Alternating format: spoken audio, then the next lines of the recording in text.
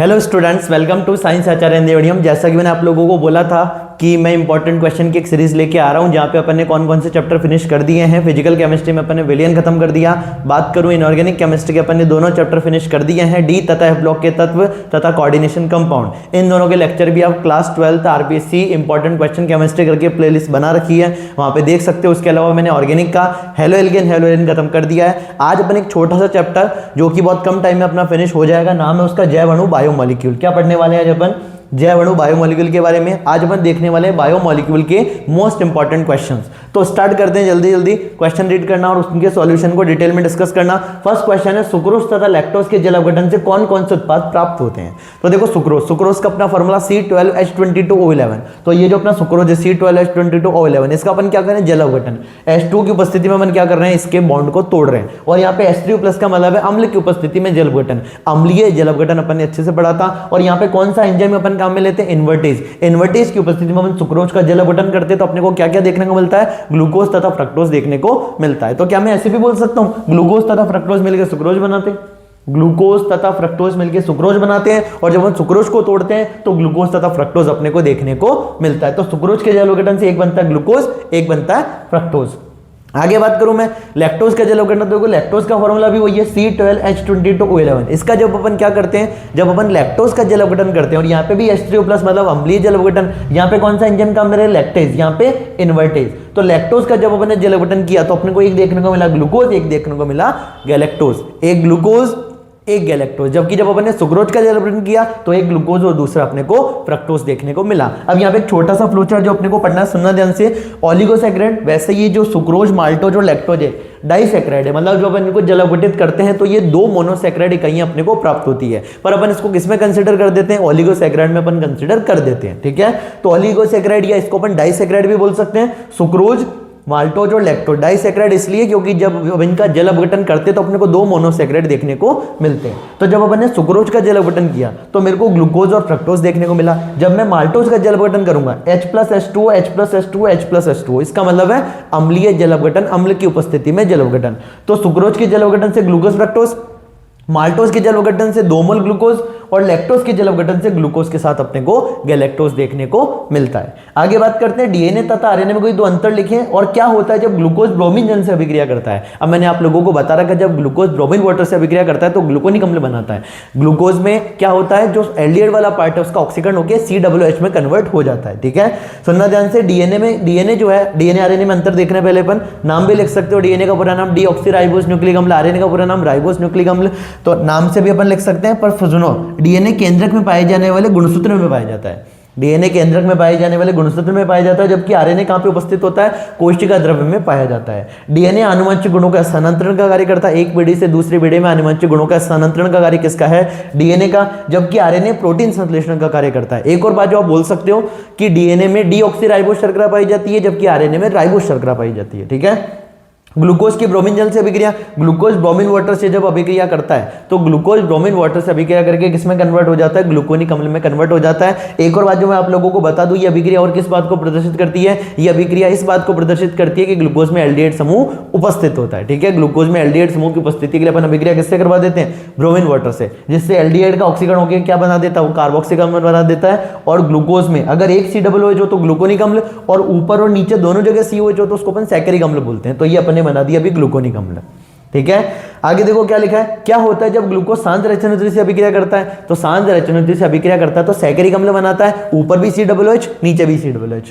अगली चीज, beta D ribose शर्करा की संरचना बनाइए। ठीक है, बना देंगे। देखो ध्यान देना, पहले अपन ने लिखा ग्लूकोज CHOH का होल 4 और CH2, ये ग्लूकोज है। इसकी अभिक्रिया अपन करवा रहे सांद्र रेचनोत्री। सांद्र रेचनोत्री क्या करेगा? ऑक्सीकरण करेगा इस CH2 को भी COOH में, मतलब एल्डिहाइड का भी ऑक्सीकरण कर दिया, और ये जो CH2OH है इसका भी क्या कर दिया? ऑक्सीकरण कर दिया। ये देखो नीचे भी COH है, ऊपर भी COOH है। यहाँ पे COOH लिखा है, कंफ्यूज मत होना। ऊपर भी COOH, नीचे भी COOH, मतलब इसने क्या बना दिया? सैकरिक अम्ल। मतलब ग्लूकोज की अभिक्रिया सांद्र रेचनोत्री से करवाते हैं तो सैकरिक अम्ल, और ग्लूकोज की अभिक्रिया ब्रोमीन वाटर से करवाते हैं तो ग्लूकोनिक अम्ल। ग्लूकोनिक अम्ल में एक ही COOH और सैकरिक अम्ल में ऊपर नीचे दोनों जगह COOH। ठीक है, आगे कह रहे हैं बीटा डी राइबोस की संरचना बनाइए। अब देखो, बीटा डी राइबोस और बीटा डी 2 डीऑक्सीराइबोस दोनों की संरचना अपने को एक साथ दिमाग में रखनी है। क्या करना है? देखो सुनो, दोनों बल के ग्रुप का है ऊपर, इधर दोनों बल के ग्रुप का है नीचे, तो 2 बल के ग्रुप ऊपर, 2 बल के ग्रुप नीचे। ठीक है, OHH, HOH, HOH, HCH2OH, इसकी मैंने आपको सिखाई भी थी। अगर आपको इनके स्ट्रक्चर डिटेल में देखनी है तो जो हमारा डिटेल लेक्चर है जैवाणु का, जिसमें 4-5 लेक्चर में मैंने जैवाणु खत्म करवाया, वहां पे आप देख सकते हो कि संरचना अपने को कैसे बनानी है। तो ये अपना क्या है, बीटा डी राइबोज शर्करा है। अब इसमें नंबर 2 पोजीशन से अगर मैं ऑक्सीजन हटा दूं, नंबर 2 पोजीशन से क्या हटा दूं, ये नंबर 1 कार्बन, नंबर 2 कार्बन, 3, 4 और ये 5। तो अगर मैं नंबर 2 कार्बन से ऑक्सीजन हटा दूं तो यहाँ पे ऑक्सीजन नहीं है, ओनली क्या है यहाँ पे, हाइड्रोजन है। तो उसको अपन क्या बोलेंगे, बीटा डी 2 डीऑक्सीराइबोज। यहाँ पे देखो 2 डीऑक्सी का मतलब है नंबर 2 पोजीशन से डीई, डी, अब इसको हिंदी में अपन डी लिखते हैं जबकि इंग्लिश में डीई होता है। तो डीई मतलब रिमूवल, और किसका रिमूवल, ऑक्सी मतलब ऑक्सीजन का रिमूवल। तो नंबर 2 पोजीशन से मैंने ऑक्सीजन को रिमूव कर दिया तो बन गई बीटा डी 2 डीऑक्सीराइबोज। और अगर नंबर 2 पे ऑक्सीजन है मतलब OH ग्रुप है तो उसको अपन बोलेंगे बीटा डी राइबोज। तो एक ये बीटा डी राइबोज होती है आरएनए में, बीटा डी 2 डीऑक्सीराइबोज होती है अपनी डीएनए में। आगे ग्लूकोज का संरचना सूत्र लिखिए और उस रासायनिक समीकरण का उल्लेख कीजिए जिससे ज्ञात हो कि ग्लूकोज में 5 OH समूह उपस्थित होते हैं। तो मैंने आपको पहले भी बोला था, या तो अभिक्रिया करवा दो अम्ल क्लोराइड से, acetyl chloride CH3C double bond OCl, या करवा दो अम्ल एनहाइड्राइड से। अरे अम्ल anhydride CH3C double bond O, C double bond O R या CH3, ये अपना हो गया अम्ल एनहाइड्राइड, और CH3C double bond O Cl, ये हो गया अपना अम्ल क्लोराइड। तो अम्ल क्लोराइड से करवा दो या अम्ल एनहाइड्राइड से करवा दो। करना क्या है, दोनों ही अभिक्रिया में अपने को एसिटिल ग्रुप ऐड करना है, CH3C डबल बॉन्ड O। इस ग्रुप को अपन क्या बोलते हैं, इसको अपन बोलते हैं एसिटिल या एसिटाइल ग्रुप। एसिटाइल ग्रुप जोड़ देना है। देखो एक एल्कोहल, दूसरा एल्कोहल, तीसरा एल्कोहल, चौथा एल्कोहल, पांचवा एल्कोहल। क्या करना है, ये जो 5 एल्कोहल है इसके हाइड्रोजन को हटाओ, 1 2 3 4 5 एल्कोहल के हाइड्रोजन हटाओ और इसकी जगह जोड़ दो C double bond O CH3। तो अपन बना देंगे ग्लूकोज पेंटा एसीटेट। क्या लिखा है, ग्लूकोज में OH समूह की उपस्थिति के लिए क्या करेंगे, ग्लूकोज की CH3COCl जिसको कि अपन बोलते हैं एसिटिल क्लोराइड या अम्ल क्लोराइड के साथ क्रिया करवाने पर ग्लूकोज पेंटा एसीटेट बनता है, जिससे सिद्ध होता है कि ग्लूकोज में 5 OH समूह उपस्थित होते हैं। देखो यहाँ पे OH फुल 4 OH ऊपर, ये 1 OH नीचे, तो टोटल 5 OH। H को हटा के उसकी जगह क्या जोड़ दिया, COCH3। तो क्या बन गया, ग्लूकोज पेंटा एसीटेट, और साथ में क्या निकल गए 5HCl। अरे यहाँ से जो H निकले वही Cl के साथ क्या बना लेंगे, 5HCl बना लेंगे। आगे सुक्रोज का आवर्त सूत्र लिखिए और सुक्रोज एक अनअपचयी शर्करा है क्यों समझाइए। तो देखो सुक्रोज का आवर्त सूत्र लिखने के लिए सबसे पहली बात तो सुक्रोज में क्या क्या होता है, एक होता है ग्लूकोज, एक होता है फ्रक्टोज। ग्लूकोज कौन सा, ग्लूकोज होगा अल्फा, और फ्रक्टोज कौन सा होगा बीटा। तो अपने को अल्फा ग्लूकोज और बीटा डी फ्रक्टोज काम में लेना है। एक से OH और एक से H, वाटर का रिमूवल करवाओ और कौन सा बॉन्ड बना दो, ग्लाइकोसिडिक बॉन्ड बना दो। ठीक है, और यहाँ पे कौन सा, देखो यहाँ पे अपने को ग्लाइकोसिडिक बॉन्ड बनाना है। अल्फा तो ले लेना है अपने को ग्लूकोज और बीटा ले लेना है अपने को फ्रक्टोज। तो अल्फा डी ग्लूकोज और बीटा डी फ्रक्टोज के अंदर से अपन वाटर निकालेंगे, उनको ग्लाइकोसिडिक बॉन्ड से जोड़ेंगे और क्या बना देंगे अपन, क्या बना देंगे, सुक्रोज बना देंगे। अब यहाँ पे एक और बात जो आप लोगों को पता होनी चाहिए, देखो अपन बात करें जैसे अपने को बीटा डी ग्लूकोज के स्ट्रक्चर के बारे में आइडिया था, बीटा से अपन अल्फा बना सकते हैं, नंबर 1 वाले कार्बन पे OH को पलट दो तो बीटा से अपन कहां पहुंच सकते हैं, अल्फा पे। और बीटा की संरचना अपने को पता है, ये बीटा डी फ्रक्टोज की, ठीक है, अल्फा बीटा दोनों के स्ट्रक्चर के बारे में आइडिया होना चाहिए। पर ये ध्यान रखना सुक्रोज में क्या होता है, सुक्रोज में ग्लूकोज तो होता है अल्फा और फ्रक्टोज होता है बीटा। आगे ये अल्फा डी ग्लूकोज और ये बीटा डी फ्रक्टोज। देखो बीटा के अंदर OH ग्रुप कहां है, अबाव है, ठीक है। अब यहां पे बात करते हैं अल्फा में OH ग्रुप कहां है, नीचे है, अल्फा में OH ग्रुप नीचे, बीटा में OH ग्रुप ऊपर, ठीक है। ये बीटा डी फ्रक्टोज है, ठीक है, और ये अल्फा डी ग्लूकोज है। 6 मेंबर के रिंग, यहाँ पे 5 मेंबर के रिंग। आगे सुक्रोज जो है, अब उस सुक्रोज को अपन अनअपचयी शर्करा क्यों कहते हैं, क्योंकि सुक्रोज फैलिंग विलयन तथा टॉयलेन अभिकर्मों को अपचयित नहीं करता है। देखो सुनना ध्यान से, अनअपचयी शर्करा और अपचयी शर्करा में क्या अंतर है। अपचयी शर्करा जो फैलिंग विलयन तथा टॉयलेन अभिकर्मों को अपचयित करता है। सेकंड पॉइंट, जिसमें मुक्त एल्डिहाइड समूह उपस्थित होता है। अनअपचयी शर्करा जो फैलिंग विलयन तथा टॉयलेन अभिकर्मों को अपचयित नहीं करता, जिसमें मुक्त एल्डिहाइड समूह नहीं होता। तो सुक्रोज एक अनअपचयी शर्करा है, क्यों, क्योंकि सुक्रोज फैलिंग विलयन तथा टॉयलेन अभिकर्मों को अपचयित नहीं करता है, इसलिए वो एक प्रकार की अनअपचयी शर्करा है। तो अनअपचयी शर्करा का एक उदाहरण ध्यान रखना, सुक्रोज। अपचयी शर्करा कौन कौन है, maltose, lactose, glucose, fructose, ribose, ये सारी अपचयी शर्करा है और सुक्रोज अपनी अनअपचयी शर्करा है। आगे सुनना, यदि अपचयक समूह जैसे एल्डिहाइड अथवा कीटोन आबंधित हो तो उसे अनअपचयी शर्करा कहते हैं। मतलब अगर अपना एल्डिहाइड या कीटोन कहीं ना कहीं बॉन्ड बनाने में पार्टिसिपेट कर रहा है, इसका मतलब है वो कैसी हुई शर्करा हुई, अनअपचयी शर्करा हुई। और अगर वो फ्री है, यदि शर्करा में अपचयक समूह यदि शर्करा में अपचायिक समूह जैसे कि अपना एल्डिहाइड और कीटोन अगर फ्री हो तो उसको अपन अपचायी शर्करा बोलेंगे। इसका मतलब जिसमें मुक्त एल्डिहाइड समूह होता है वो अपनी अपचायी शर्करा है, जिसमें मुक्त एल्डिहाइड समूह नहीं होता वो अपनी अनअपचायी शर्करा है। आगे vitamin A B C D को जल तथा वसा में विलयता के आधार पर वर्गीकृत कर उनकी तुलना कीजिए। तो देखो विटामिनों का वर्गीकरण अपन ने पढ़ा था। विटामिन के अगर वर्गीकरण की बात करूं तो विटामिनों का वर्गीकरण दो प्रकार से, एक होते हैं जल में विलय विलयता के आधार पर, एक होते हैं जल में विलय, एक होते हैं वसा में विलय। जल में विलय कौन कौन से, तो याद रखना विटामिन बी तथा सी। विटामिन बी तथा सी किस में विलय है, जल में। और वसा विलय में कौन है, कीड़ा। याद रखना कीड़ा मतलब विटामिन के, vitamin E, vitamin D, vitamin A, के ई डी ए, ये अपने कैसे होंगे, वसा विलय। बी और सी क्या होंगे, जल विलय। अब देखो सुनना ध्यान से, एकमात्र विटामिन, अब जैसे इसको ऐसे भी समझो कि जो वसा विलय होंगे उसको अपन ऐसे भी बोल सकते हैं जो अपनी बॉडी में स्टोर हो सकते हैं वो वसा विलय है, जो बॉडी में स्टोर नहीं हो सकते वो जल विलय है। अब ये जल विलय स्टोर क्यों नहीं हो सकते, क्योंकि अपने को पता है यूरिन के थ्रू जल विलय विटामिन जो है ना वो वापस क्या होते हैं, बाहर निकल जाते हैं। जितनी अपने को जरूरत उतनी रख लेंगे, जो जरूरत नहीं हो वो क्या होंगे, यूरिन के थ्रू वापस बॉडी से आउट हो जाएंगे। तो इन जल विलय वालों की आपूर्ति अपने को नियमित रूप से लेनी पड़ती है, वसा विलय को स्टोर कर सकते हैं अपन। पर एकमात्र ऐसा जो कि देखो विटामिन बी कैसा होता है, जल विलय होता है, तो अपनी बॉडी स्टोर नहीं कर सकती। पर विटामिन बी का एक ऐसा सब विटामिन जो कि अपनी बॉडी स्टोर कर सकती है उसका नाम है विटामिन B12, जो कि अपन आगे पढ़ने वाले हैं। सुन लो ध्यान से। तो वसा विलय विटामिन जो वसा तथा तेल में विलय होते हैं, जो वसा तेल में विलय होंगे जल में कैसे होंगे, अविलय होंगे। उदाहरण तो विटामिन के ई डी और ए, याद रखना कीड़ा, के ई डी और ए। आगे ये यकृत तथा एडिपोज, ये यकृत तथा एडिपोज। एडिपोज क्या होता है, वसा संग्रहित करने वाला ऊतक। एडिपोज टिश्यू क्या होता है, जो कि फैट स्टोर करता है, तो वसा संग्रहित करने वाला ऊतक एडिपोज टिश्यू कहलाता है। उसके अलावा यकृत लीवर के अंदर ये वाले जितने भी विटामिन है क्या रहते हैं, संचित रहते हैं, स्टोर रहते हैं। जल विलय की बात करते हैं तो बी वर्ग के विटामिन तथा विटामिन सी, बी वर्ग के विटामिन तथा सी वर्ग के विटामिन जल में विलय होते हैं। जल में विलय विटामिनों की पूर्ति हमारे आहार में नियमित रूप से होनी चाहिए। जो जल में विलय उसको अपने को अपनी डाइट में रेगुलर लेना चाहिए, क्योंकि आसानी से यूरिन के साथ क्या हो जाते हैं, उत्सर्जित हो जाते हैं तथा इन्हें हमारे शरीर में संचित नहीं किया जा सकता। कौन सा एकमात्र अपवाद है, विटामिन B12 के अतिरिक्त। धन्यवाद। आगे परिभाषा ये मोनोसैकेराइड क्या होते हैं, तो वो कार्बोहाइड्रेट जिनको आगे जल अपघटित नहीं किया जा सकता। ठीक है, देखो जिनका जल अपघटन संभव नहीं है उनको अपन क्या बोल देंगे, मोनोसैकेराइड। तो वह कार्बोहाइड्रेट जिसको कि पॉलीहाइड्रोक्सी एल्डिहाइड अथवा कीटोन के और अधिक सरल यौगिकों में जल अपघटित नहीं किया जा सकता, मोनोसैकेराइड कहलाते हैं। कौन कौन होते हैं मोनोसैकेराइड, ग्लूकोज हो गया, फ्रक्टोज हो गया और राइबोज हो गया। आगे सुनो, वह रासायनिक अभिक्रिया लिखिए जिससे कि ये पता चले कि ग्लूकोज में कार्बोनिल समूह उपस्थित होता है। तो ग्लूकोज में कार्बोनिल समूह के लिए दो अभिक्रियाएं, ठीक है, या तो उसकी अभिक्रिया करा दो HCN से, हाइड्रोजन साइनाइड से, तो बनेगा साइनोहाइड्रिन, या फिर करवा दो उसकी अभिक्रिया NH2S से, तो बनेगा हाइड्रोक्सिलामीन। देखो सिंपल सी बात है, ग्लूकोज में एल्डिहाइड का ऑक्सीजन और इस NH2H को पलट के लिख दिया, NH2H का H2 और CHO का ऑक्सीजन, यहाँ से वाटर निकालो और डबल बॉन्ड NOH बना दो, जिसको कि अपन बोलते हैं ऑक्सिजन। क्या बोलते हैं, ऑक्सिजन। तो यहाँ से क्या करना है, एल्डिहाइड का ऑक्सीजन, NH2H को पलटा अपन ने, इस NH2 को पलट दिया, तो ये NH2 के दो हाइड्रोजन और ये ऑक्सीजन, यहाँ से वाटर निकला CH डबल बॉन्ड NOH, तो इसको अपन ऑक्सिजन बोलेंगे।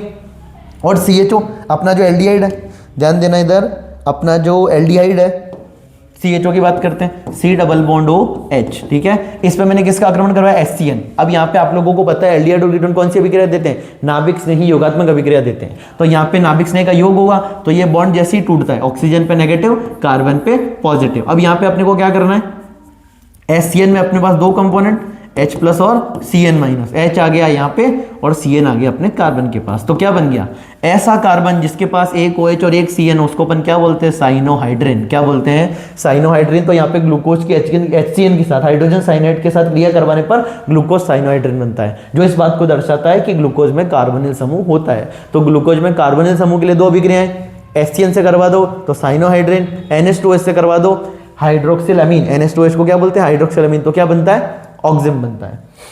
आगे प्रोटीन के विकृतीकरण को समझाइए तथा एक उदाहरण में लिखिए। तो देखो प्रोटीन का विकृतीकरण क्या है, इसको थोड़ा आसान भाषा में समझो कि प्रोटीन का क्या करना है अपने को, या तो प्रोटीन के तापमान में परिवर्तन करना है या उसके pH में परिवर्तन करना है। तो प्रोटीन के तापमान अथवा pH में परिवर्तन से, जैसे अपन तापमान चेंज करते हैं pH चेंज करते हैं, तो क्या होता है प्रोटीन की, जैसे अगर मैं बात करूं 2 डिग्री तथा 3 डिग्री संरचनाएं किस में कन्वर्ट हो जाती है, 1 डिग्री संरचना में कन्वर्ट हो जाती है, अर्थात प्रोटीन विकृत हो जाती है। ठीक है, प्रोटीन का स्कंदित होना अथवा प्रोटीन के गुणों का नष्ट होना प्रोटीन का विकृतीकरण कहलाता है। तो जब अपन pH अथवा तापमान में चेंज करते हैं तो प्रोटीन के गुणों का नष्ट होना, ठीक है, अथवा उसका स्कंदित होना प्रोटीन का विकृतीकरण कहलाता है। दही का जमना, ठीक है ना, पनीर का बनना, ये सारे किसके उदाहरण, अंडे का उबलना, ये सारे प्रोटीन के विकृतीकरण के उदाहरण है। क्या लिखा है, जैविक निकाय में पाई जाने वाली विशेष त्रिविमीय संरचना तथा जैविक सक्रियता वाले प्रोटीन प्राकृत प्रोटीन कहलाते हैं। जब प्राकृत प्रोटीन में भौतिक परिवर्तन करते हैं, जैसे तापमान में परिवर्तन, भौतिक परिवर्तन का मतलब तापमान में परिवर्तन, अथवा रासायनिक परिवर्तन करते हैं जैसे पीएच में परिवर्तन,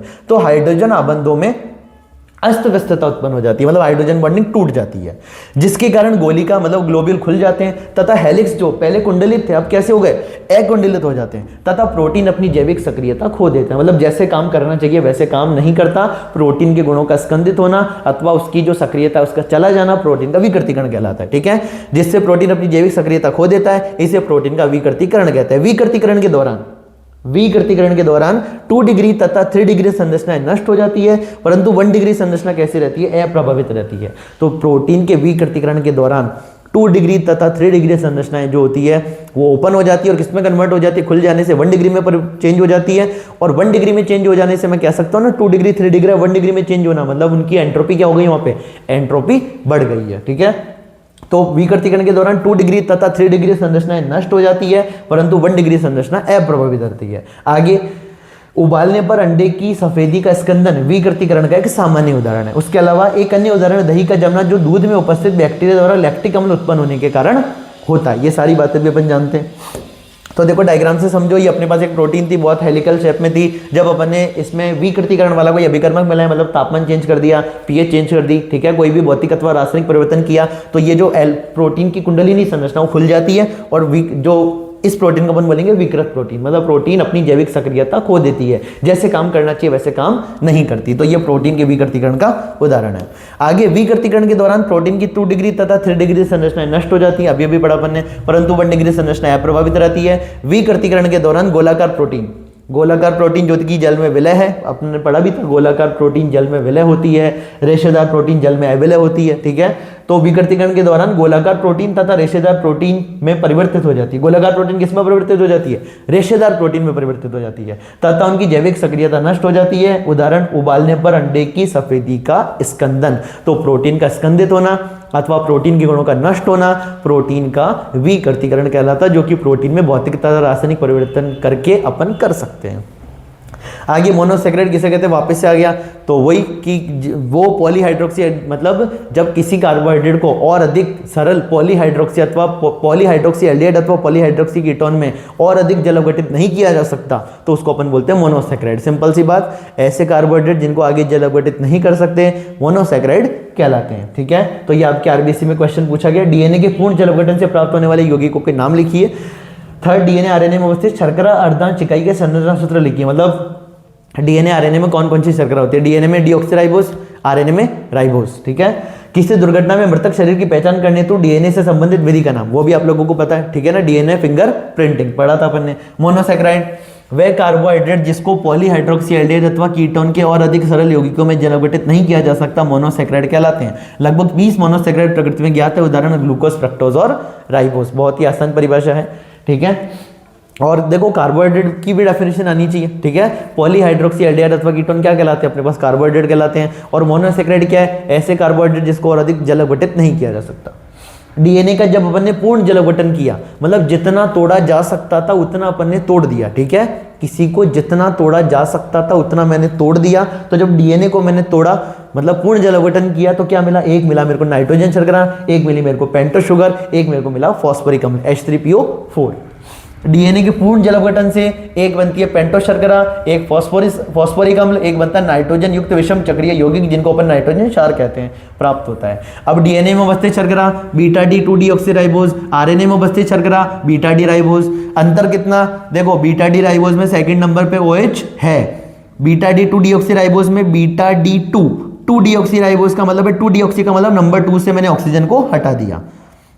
ठीक है, इसको कैसे याद, 2 बल की ऊपर 2 बल की, देखो 2 बल की नीचे 2 बल की ऊपर, ऐसे याद रख लेना, 2 बल की ऊपर 2 बल की नीचे, एक OH, दूसरा OH, तीसरा OH और ये चौथा OH इधर आ ही रहा है। आगे, किसी दुर्घटना में मृतक शरीर की पहचान करने हेतु डीएनए से संबंधित विधि, डीएनए फिंगरप्रिंटिंग। डीएनए फिंगरप्रिंटिंग का कहाँ का उपयोग है? जैसे मान लो कि कोई एक्सीडेंट हो गया, उसमें आइडेंटिफाई करने में डीएनए फिंगरप्रिंटिंग का यूज है, और पेरेंट को आइडेंटिफाई करने में भी डीएनए फिंगरप्रिंटिंग का यूज है। किसी क्राइम सीन में मान लो कोई क्राइम करके चला गया, फिर अपने को पता करना है, तो उसमें भी डीएनए फिंगरप्रिंटिंग का यूज है। अपने एनसीईआरटी में एक छोटा सा कॉलम बना रखा है, और बायो वाले बच्चे डिटेल में इसको पढ़ते ही हैं वैसे। आगे, विटामिन ए तथा बी की कमी से कौन कौन से रोग? तो विटामिन ए की कमी से जीरोप्थैलेमिया, ठीक है, रतौंधी वगैरह भी होता है। जीरोप्थैलेमिया, कॉर्निया का हार्डनेस है ना, कॉर्निया हार्ड हो जाती है, तो जीरोप्थैलेमिया और रात्रि अंधता, जिसको कि अपन रतौंधी बोलते हैं, विटामिन ए की कमी से होता है। विटामिन बी की कमी से बेरी भूख का कम लगना, ये सारी चीजें होती है। अब आप लोगों को पता है विटामिन जो होते हैं उनकी अधिकता से भी बीमारी होती है, कमी से भी बीमारी होती है। तो विटामिनों की जो आपूर्ति होती है ऑप्टिमाइज होनी चाहिए, ना ज्यादा, मतलब इंटरमीडिएट, ना ज्यादा ना कम। ज्यादा होगी तब भी दिक्कत, कम होगी तब भी दिक्कत। आगे, विटामिन बी से बेरी और ए से तो पढ़ लिया अपन ने, जीरोप्थैलेमिया और रतौंधी। शर्करा के आधार पर डीएनए आरएनए में अंतर, शर्करा के आधार, एक नंबर का सवाल पूछ सकते हैं, शर्करा के आधार पर डीएनए आरएनए में अंतर बताइए। तो शर्करा के आधार पर डीएनए आरएनए में अंतर, डीएनए में डीऑक्सीराइबोस शर्करा, आरएनए में राइबोस शर्करा, पूरा नाम beta D2 deoxyribose, beta D ribose, ठीक है। आगे, आवश्यक और अनावश्यक अमीनो अम्ल को उदाहरण से समझाइए। तो देखो, आवश्यक अमीनो अम्ल जो कि अपनी बॉडी नहीं बनाती, अपने को बाहर से लेने पड़ते हैं। अनावश्यक जो अपनी बॉडी बनाती है, अपने को बाहर से लेने नहीं पड़ते हैं। जो अपनी बॉडी बना रही है वो अपने लिए अनावश्यक है, ठीक है, और जो बॉडी नहीं बना रही है, जो अपने को बाहर से लेने, वो अपने लिए क्या आवश्यक। सुनना ध्यान से, वे अमीनो अम्ल जो हमारे शरीर में संश्लेषित नहीं हो सकते तथा जिनको भोजन में लेना आवश्यक है, आवश्यक अमीनो अम्ल कहलाते हैं। Valine, leucine, isoleucine, arginine, lysine, कुछ भी लिख देना 2-3। वे अमीनो अम्ल जो हमारे शरीर में संश्लेषित हो सकते हैं, जो अपनी बॉडी संश्लेषित कर सकती है, मतलब बना सकती है, उसको अपन क्या बोल देते हैं? अनावश्यक। तो जो बॉडी बना रही है वो अनावश्यक, और जो बॉडी नहीं बना रही है वो आवश्यक। ग्लाइसिन, एलानिन, ग्लूटामिक वगैरह। डीएनए की द्विकुंडली संरचना का चित्र बनाइए। तो देखो, 3' दूसरा एंड 5' दूसरा एंड 3', और क्या कर देना है? जी और सी के बीच कितनी हाइड्रोजन बॉन्डिंग होती है? 3।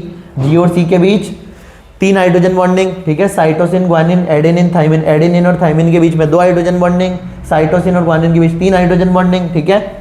ए मतलब एडेनिन, टी मतलब थाइमिन, जी मतलब ग्वानिन, सी मतलब साइटोसिन, और ये सारे क्या है? ये है नाइट्रोजनी क्षार, ठीक है।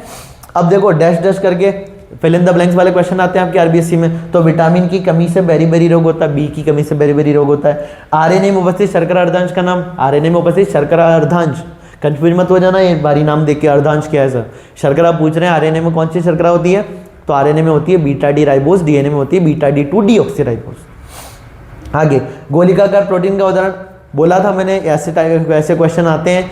देखो, जिस किसी को भी बायोमोलिक्यूल डिटेल में पढ़ना हो तो मैंने प्लेलिस्ट बना रखी है, वहाँ पे आप 3-4 लेक्चर के अंदर खत्म कर सकते हो बायोमोलिक्यूल चैप्टर बहुत ही अच्छे से। यहाँ पे अपन इंपॉर्टेंट क्वेश्चन देख रहे हैं बोर्ड पॉइंट ऑफ व्यू से, ठीक है। हो सकता है ऐसे बहुत सारे क्वेश्चन आपने खुद को देखने को मिले एग्जाम में। तो गोलिकाकार प्रोटीन उदाहरण इंसुलिन, बात भी की थी मैंने, गोलिकाकार प्रोटीन इंसुलिन और एल्ब्यूमिन। गोलिकाकार प्रोटीन के उदाहरण इंसुलिन और एल्ब्यूमिन, ग्लोबुलर प्रोटीन जिनको अपन बोलते हैं। फाइब्रस प्रोटीन, रेशेदार प्रोटीन का उदाहरण केराटिन और मायोसिन। मायोसिन का प्रेजेंट होती है मसल्स में, और केराटिन का प्रेजेंट होती है प्रेजेंट इन हेयर, वुल और सिल्क। आगे, ग्लूकोज। अब देखो, ग्लूकोज क्या है जल्दी बताओ? CHOH का होल 4, CH2OH, कितने कार्बन? अरे एक इधर, 4 इधर, 4 और 1 5 और 1 6, तो उसको अपन क्या बोलेंगे? 6 कार्बन की शर्करा तो हेक्सोज, और इसमें एल्डिहाइड होता है तो उसको क्या बोलेंगे? एल्डोहेक्सोज। तो ग्लूकोज एक प्रकार की क्या है? पेंटोज नहीं, पेंटोज नहीं, हेक्सोज हाँ, हेक्सोज हाँ, पर कीटोनी कौन सा ग्रुप? एल्डिहाइड, तो एल्डोहेक्सोज। फ्रक्टोज होता है कीटोहेक्सोज, तो ठीक है। दुग्ध शर्करा, मिल्क शुगर किसको बोलते हैं? लैक्टोज को अपन मिल्क शुगर बोलते हैं, याद रखना है बात, लैक्टोज को क्या बोलते हैं? Milk sugar. आगे, नाइट्रोजनी क्षार जो डीएनए में नहीं पाया जाता, तो यूरेसिल, डीएनए में यूरेसिल की जगह थाइमिन, ठीक है। तो डीएनए में कौन सा नहीं पाया जाता? डीएनए में यूरेसिल नहीं पाया जाता। प्रोटीनों में पाए जाने वाले अमीनो अम्ल जिन्हें मानव शरीर संश्लेषित कर सकता है, तो मानव शरीर जिनको संश्लेषित कर सकता है मतलब बना सकता है, वो अनावश्यक अमीनो अम्ल, और वो टोटल 10 होते हैं, ठीक है। अनावश्यक नॉन एसेंशियल 10।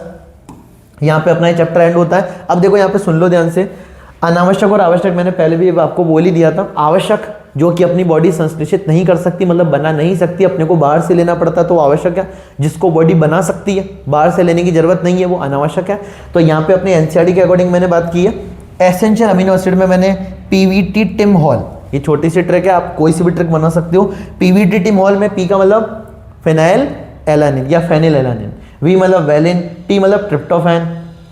अनदर टी का मतलब थ्रियोनिन, आई का मतलब आइसोल्यूशन, एम का मतलब मीथियोनिन, एच का मतलब हिस्टिडीन, ए का मतलब आर्जिनिन, एल का मतलब ल्यूसिन और सेकंड एल का मतलब लाइसिन। तो ये सारे कैसे एसेंशियल अमीनो एसिड है। अब 10 देखो, कोई से भी 10 याद कर लो जो एसेंशियल है, अगर वो आपको याद है तो नॉन एसेंशियल उसके उल्टे हो गए ना, एसेंशियल पता है तो उसके अलावा सारे क्या हो जाएंगे, नॉन एसेंशियल हो जाएंगे। नॉन एसेंशियल कौन कौन है, glycine, alanine, glutamic, aspartic, glutamine, asparagine, serine, cystine, tyrosine और प्रोलिन, है ना। तो ये सारे अपने नॉन एसेंशियल, ये सारे अपने एसेंशियल। तो यहाँ पे अपन ने बायोमोलिक्यूल के मोस्ट इंपॉर्टेंट क्वेश्चन मैंने फिनिश कर दिए हैं। अब आपको इस टाइप के क्वेश्चन बोर्ड एग्जाम में देखने को मिलेंगे, ठीक है। ये सारे क्वेश्चन अच्छे से आपको देख लेने। अगर किसी भी क्वेश्चन में कोई भी डाउट हो आपको तो आप कमेंट कर सकते हो, मेरे को बता सकते हो सर इस टॉपिक पे इस क्वेश्चन में डाउट है, तो मैं उस क्वेश्चन को वापस डिस्कस कर दूंगा या उस टॉपिक पे वीडियो बना दूंगा। एक और बात, अगर आपको बायोमोलिक्यूल डिटेल में पढ़ना है तो हमारी प्लेलिस्ट पे बायोमोलिक्यूल के 4 से 5 लेक्चर अवेलेबल है, आप वो देख सकते हो, आपकी काफ़ी हेल्प हो जाएगी। एक एक आपकी जो भी छोटे छोटे डाउट है वो भी उसमें दूर हो जाएंगे, क्योंकि वहाँ पे मैंने डिटेल में चीज़ें बताई है। अगर आपको इस वीडियो में कोई सा भी पार्ट पसंद आया, कमेंट करना, जो भी आपका फीडबैक है जो आप देना चाहते हो जरूर देना, कमेंट जरूर करना, ताकि मेरे को पता चले कि आप लोग क्या चाह रहे हो, किस टॉपिक पे वीडियो चाह रहे हो। बाकी बात अपन अगली क्लास में करेंगे। और अगर ये वीडियो पसंद आया तो उसको शेयर कर देना, चैनल पर नए हो सब्सक्राइब करना, लाइक करना मत भूलना। बाकी बात अपन अगली क्लास में करेंगे। Thank you.